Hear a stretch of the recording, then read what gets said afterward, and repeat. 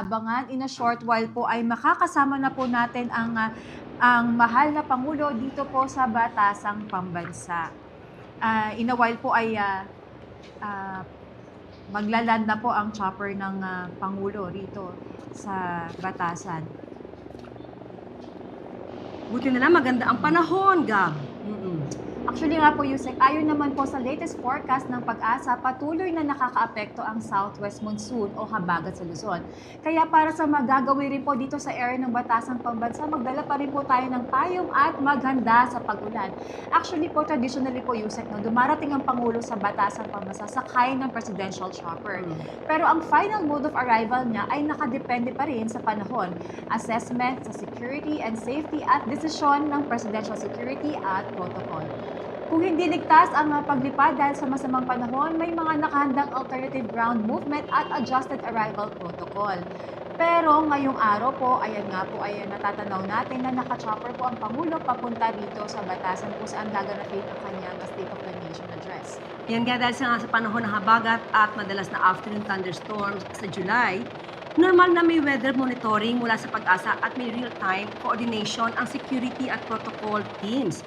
May mga nakahandang contingencies naman ang ating Presidential Security Command sakaling imposible ang by-air transport.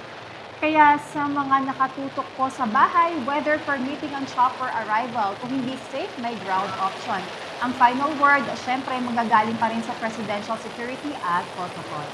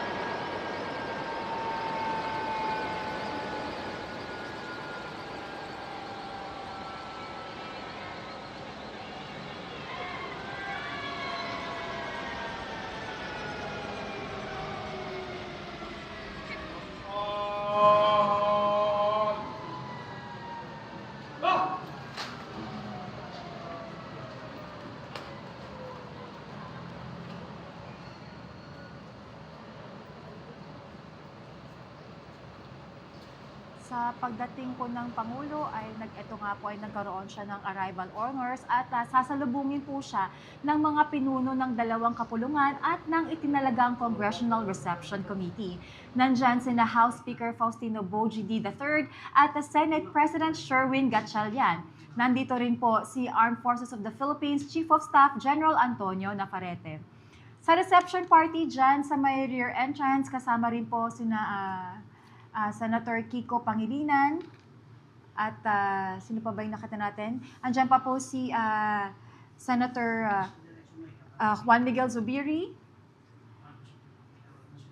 si Majority Floor Leader Ferdinand Alexander Marcos, si Deputy Speaker David Suarez, si Deputy Speaker Maria Rachel Arenas,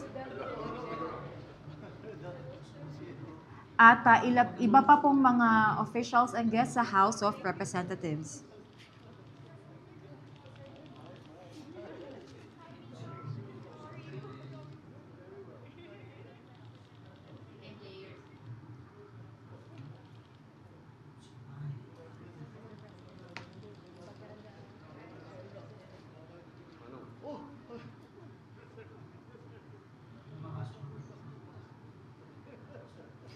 Mula sa arrival area po, ihahatid ng Pangulo sa Legislators Executive Lounge o LEL.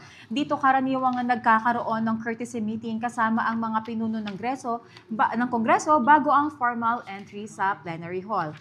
Pagkatapos nito, ihahatid siya ng reception party patungo sa session hall para sa joint session at sa formal na paghahatid ng SONA. Dagdag ko lang, Gab, itong reception party ay hindi lamang ceremonial welcome. Sumasagisag din ito sa formal na pagtanggap ng legislative sa Pangulo bilang head of the state at head of government. Yung